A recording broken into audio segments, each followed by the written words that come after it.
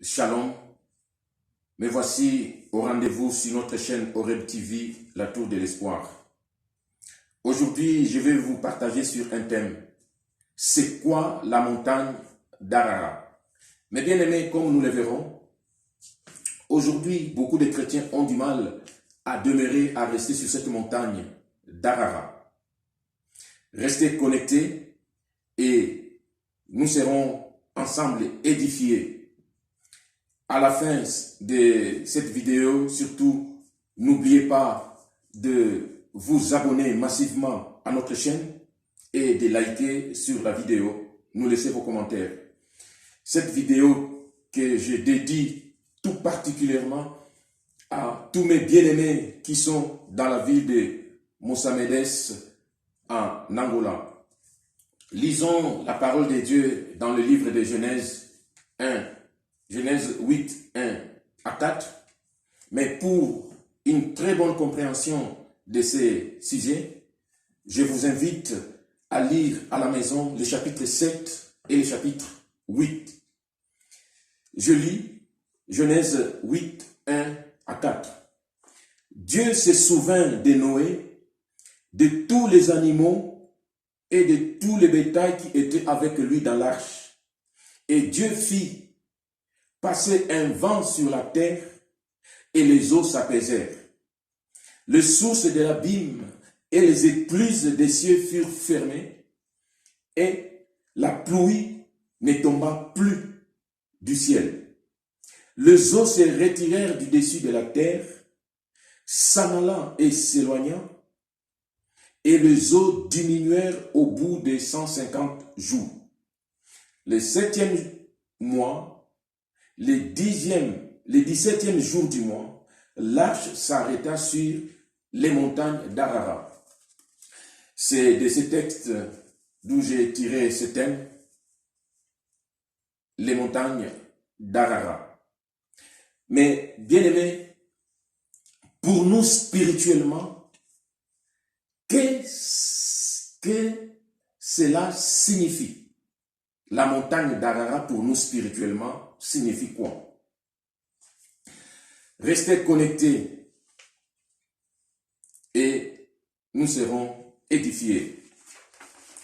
Je m'en vais d'abord vous donner un petit rappel de cette petite histoire que beaucoup de nous connaissent déjà, du moins pour ceux qui lisent la Bible. Dieu avait demandé à Noé de se construire une arche parce qu'il avait un projet de les sauver à cause de la perversité qui régnait sur la terre. Et la Bible dit, Noé a exécuté à la lettre tout ce que Dieu lui avait demandé. Après qu'il ait fini et qu'il soit entré dans l'arche, Dieu a fait pleuvoir une très grande pluie, de sorte que toutes les hautes montagnes qui se trouvent sous le ciel furent submergées. Certains me posent la question parfois de savoir, est-ce pasteur, lorsqu'il y a eu déluge, est-ce que c'est le monde entier qui fut englouti par les eaux ou c'est seulement une partie du monde? À la lumière de la Bible, nous voyons que c'est le monde entier qui fut submergé par les eaux. Ce n'est pas ça aujourd'hui le sujet. Et lorsque ces montagnes furent submergées, la Bible dit, les eaux montèrent au-dessus de ces montagnes jusqu'à hauteur de 15 coudées. Aujourd'hui, 15 coudées, c'est environ 7 mètres. Donc, les eaux dépassèrent les montagnes à environ 7 mètres. Et l'arche flottait sur les eaux. L'arche flottait sur les eaux. La Bible dit pendant 50 jours. Et après ces 50 jours, la Bible dit, Dieu se souvint de Noé et qu'il fit souffler le vent de sorte que cette arche était poussé, entraîné au sommet de la montagne d'Ararat et les eaux commencèrent à baisser pendant 150 jours.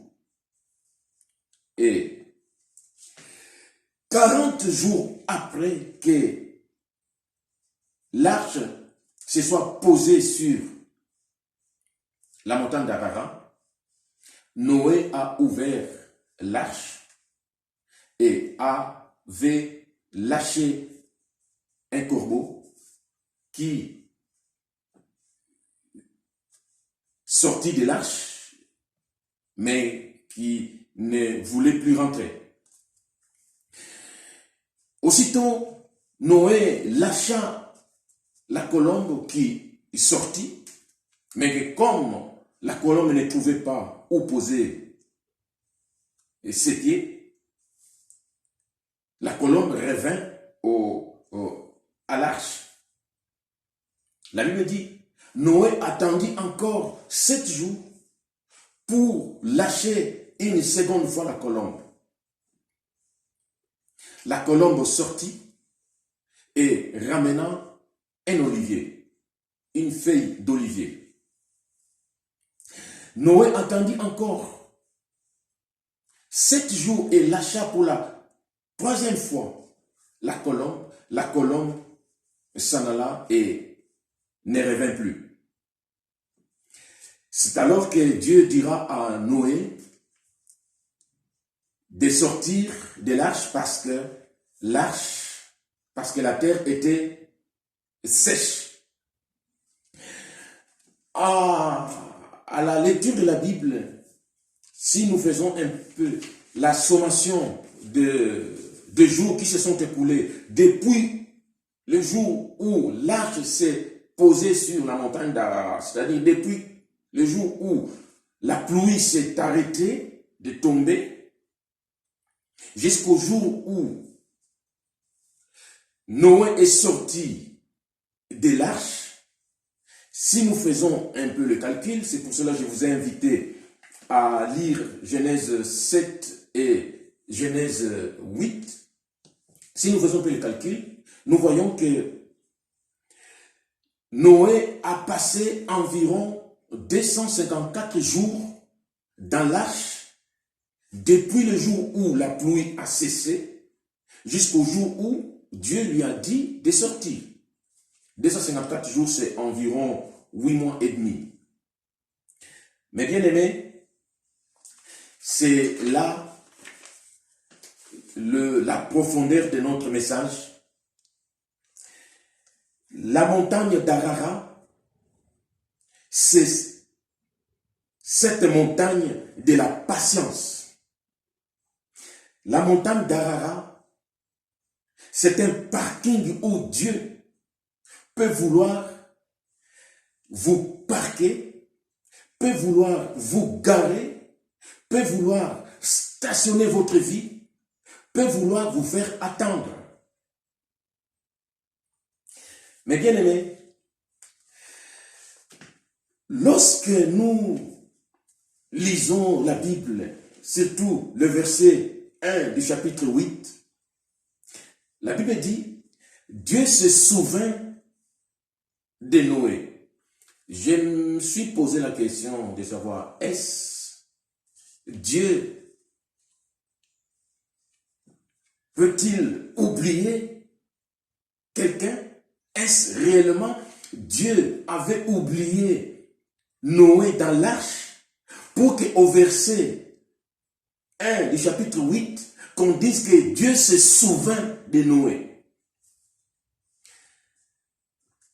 La Bible dit dans Ésaïe 49, verset 15, « Même si une mère oubliait son enfant, moi Dieu, je ne pourrai jamais oublier mes bien-aimés. » Alors, comment comprendre ces versets? Dieu se souvint de Noé. Est-ce que Dieu a-t-il réellement oublié Noé dans l'arche? Lui qui a demandé à Noé de se construire une arche Parce qu'il voulait les sauver. Lui qui a tout donné à Noé pour que Noé se sauve dans l'arche, est-ce que Dieu l'a réellement oublié?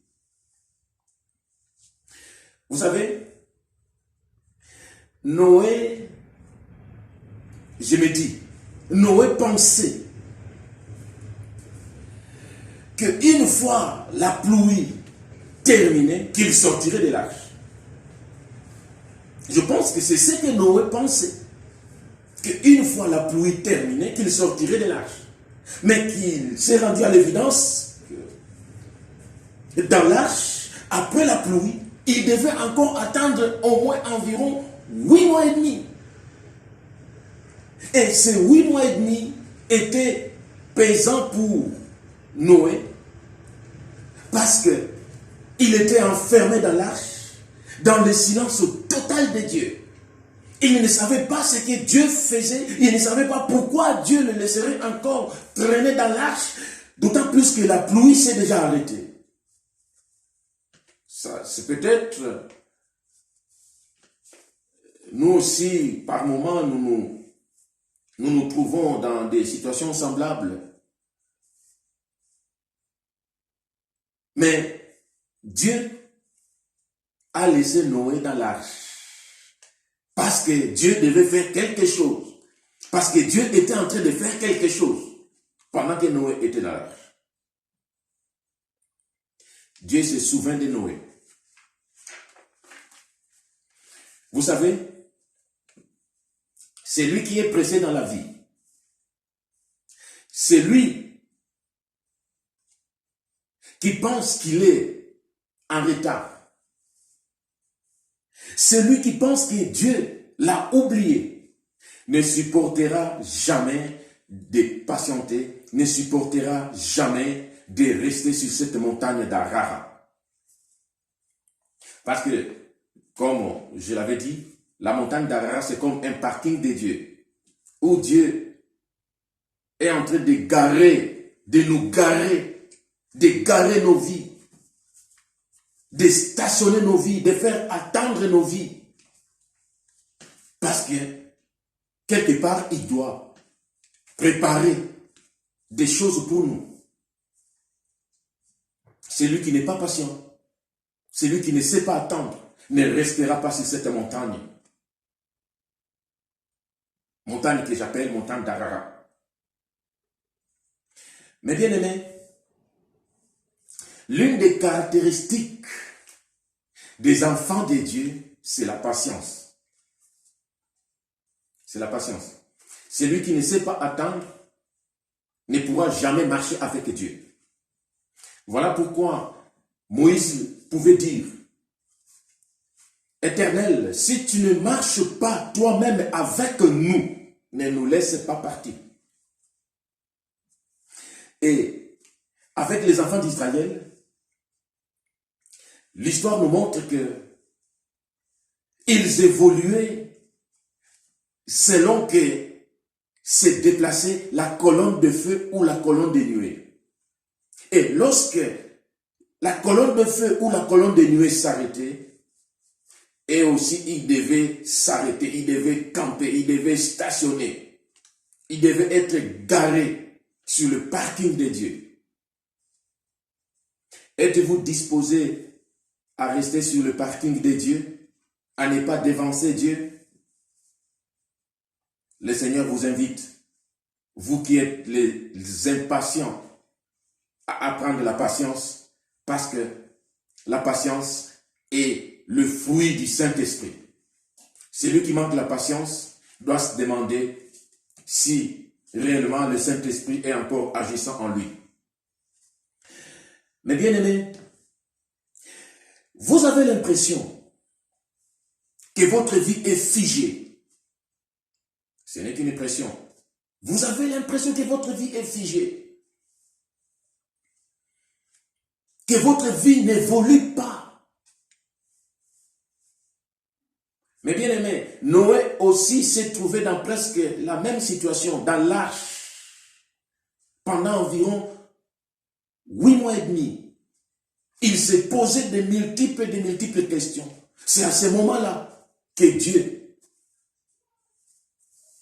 lui a dit, Noé, je me souviens de toi.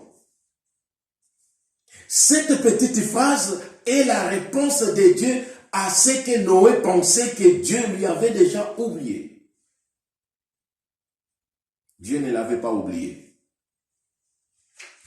Dieu ne vous oublie pas aussi. Dieu ne vous oublie pas. Mais bien aimé, pendant que je méditais sur ce texte, j'ai compris une chose. La Bible dit, l'arche s'est posée sur les montagnes d'Ararat, poussée par le vent. C'était Dieu lui-même qui entraînait l'arche jusqu'au sommet des montagnes d'Ararat. Pourquoi l'arche pouvait même aller se poser sur, je ne sais pas, les montagnes de je ne sais quel pays. Mais l'arche s'est posée sur les montagnes d'Ararat, poussée par le vent, poussée par Dieu lui-même, le souffle divin, poussée par le Saint-Esprit. Mais bien aimé, laissez-vous pousser par le Saint-Esprit, laissez-vous conduire par le Saint-Esprit. Ne cherchez pas à diriger votre vie. L'arche n'avait rien à faire. L'arche était poussée. Noé était poussé par Dieu lui-même jusqu'au sommet des montagnes d'Ararat.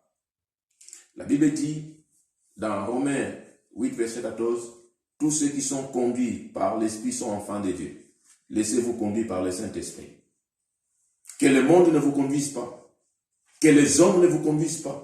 Que vos propres pensées ne vous conduisent pas. Laissez le Saint-Esprit vous conduire là où Dieu veut vous conduire. La Bible ne dit-elle pas encore dans Matthieu 4, verset 1. Et le Saint-Esprit conduisit Jésus dans les déserts afin qu'il soit tenté. Mais bien aimé, ça m'a beaucoup interpellé. Le Saint-Esprit conduit Jésus dans les déserts afin qu'il soit tenté. Même si le Saint-Esprit peut vous conduire dans des situations, peut vous amener, même si Dieu vous amène dans des situations difficiles, impossibles, incompréhensibles, que vous n'arrivez même pas à vous expliquer. Laissez-moi vous dire ceci. Ce n'est pas pour autant que Dieu n'est pas avec vous. Dieu est avec vous. Dans le malheur dans lequel vous vous trouvez, dans les problèmes, dans les difficultés dans lesquelles vous vous trouvez, Dieu ne vous conduit pas dans ces malheurs, dans ces problèmes, dans ces difficultés pour vous exterminer, pour vous détruire. Mais c'est pour que sa gloire se manifeste. C'est pour que sa gloire se manifeste. Voilà pourquoi restez attachés toujours à Dieu. Restez attachés toujours à Dieu. Mais bien aimés, j'ai compris que beaucoup de gens, beaucoup de chrétiens n'arrivent plus à demeurer dans la patience, à demeurer, à savoir attendre, à demeurer au parking de Dieu. Tout simplement parce qu'il y a trop de problèmes. Il y a beaucoup d'épreuves qui vous privent, qui vous empêchent de patienter. Et pourtant, en lisant la Bible, nous voyons les problèmes, les épreuves devraient produire en nous la patience. Comme la Bible le dit dans Jacques 1, verset 3, que l'épreuve de votre foi produise la patience. La pensée de Dieu n'est pas de vous détruire lorsqu'il vous soumet, lorsqu'il vous fait passer par des épreuves. La pensée de Dieu est de voir en vous se manifester la patience qui est le fruit du Saint-Esprit, qui est l'une des caractéristiques des enfants de Dieu. Que les problèmes ne vous privent pas de votre droit d'être patient. Soyez patient. Apprenez à demeurer patient. Apprenez à demeurer sur cette montagne d'Ararat. Mais bien aimé, j'ai encore compris que des fois nous perdons la patience tout simplement parce que nous tombons dans la comparaison. La personne qui aime comparer sa vie à celle des autres risque de ne pas être patient, de ne plus demeurer dans la patience. Et c'est comme ça que certaines personnes, après avoir comparé leur vie à celle des autres, elles pensent qu'elles sont en retard et fini la patience. Bye bye la patience. Mais bien aimés, ne tombons pas dans l'impatience par la comparaison de nos vies à celles des autres. À chacun de nous, son temps. J'ai encore compris que beaucoup de gens, beaucoup de chrétiens tombent dans l'impatience à cause de la foule, à cause des autres. À cause des autres. Souvenez-vous de l'histoire d'Aaron et les enfants d'Israël qui, du fait que Moïse tardait à la montagne, ils ont pu offrir les sacrifices au veau d'or. Peut-être que beaucoup parmi eux n'étaient pas d'accord d'offrir ces holocaustes, mais qui, étant dans la foule, ils étaient aussi entraînés à aller offrir les sacrifices. Attention à la foule, attention à ceux qui nous accompagnent, attention à ceux qui sont à nos côtés. Ils nous aident à marcher sur le chemin de notre destinée, où il nous entraîne dans l'impatience. Mais bien aimés, souvenez-vous encore de l'histoire de Saül qui, du fait que Samuel tardait à venir, il finit par offrir les sacrifices et Dieu l'a rejeté. Laissez-moi vous dire ceci. L'impatience perturbe le projet de Dieu dans votre vie. J'aimerais les répéter pour vous. L'impatience perturbe ou détruit le projet de Dieu dans votre vie. Voilà pourquoi il faut éviter l'impatience. Il faut apprendre à demeurer patient. Ce que je vous dis, je ne l'invente pas. J'aimerais que je lise pour vous Hébreux 10, verset 36. La Bible dit ceci. Vous avez besoin de la patience afin que, ayant fait la volonté de Dieu, vous receviez les choses promises. La patience vous fera obtenir les promesses, les bénédictions de Dieu. Mais l'impatience détruira les bénédictions de Dieu. L'impatience vous éloignera des bénédictions, des promesses de Dieu dans vos vies. Je vais terminer. Pour combattre l'impatience, mes bien-aimés, il faut demeurer dans la foi, dans l'espérance et dans la prière. Je vous invite à lire chez vous dans le livre de Romains 12, 12. à lire dans les livres de Romains 12, 12 pour combattre l'impatience. Vous devez demeurer dans la foi, dans l'espérance et dans la prière. Ces trois choses vous aideront à demeurer et à cultiver la patience. Autre chose, autre astuce pour demeurer, pour cultiver la patience, pour demeurer sur cette montagne d'Arara, c'est dans Romains 15, verset 4. La parole de Dieu. Tout ce qui a été écrit dans la Bible l'a été pour vous servir, pour nous servir d'exemple, pour nous édifier. La parole de Dieu est là pour nous soutenir. Toutes les fois que vous verrez que votre patience commence à arriver au bout, allez puiser des ressources dans la parole de Dieu. En conclusion, je vous lis ces versets Romains 5, 3 à 4. Bien plus, nous nous glorifions, même de nos afflictions, sachant que l'affliction produit la persévérance. Dans d'autres versions, c'est la patience.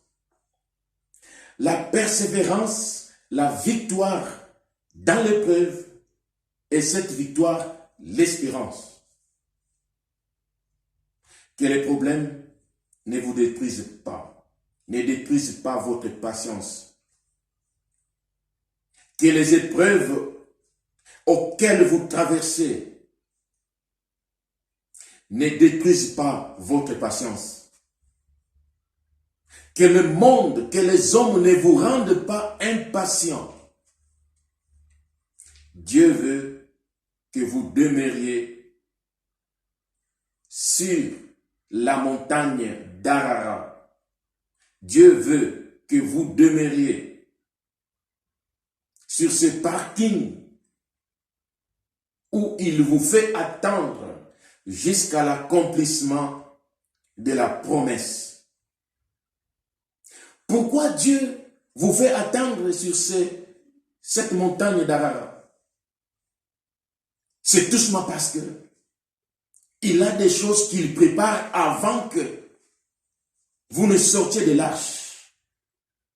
Comme pour Noé, il devait d'abord faire sécher la terre, préparer l'endroit où Noé devait vivre la gloire de Dieu après le déluge. Dieu est en train de préparer quelque chose pour vous. Demeurez seulement sur la montagne où Dieu vous a parqué, stationné, et votre temps arrivera. Que Dieu vous bénisse. À la prochaine.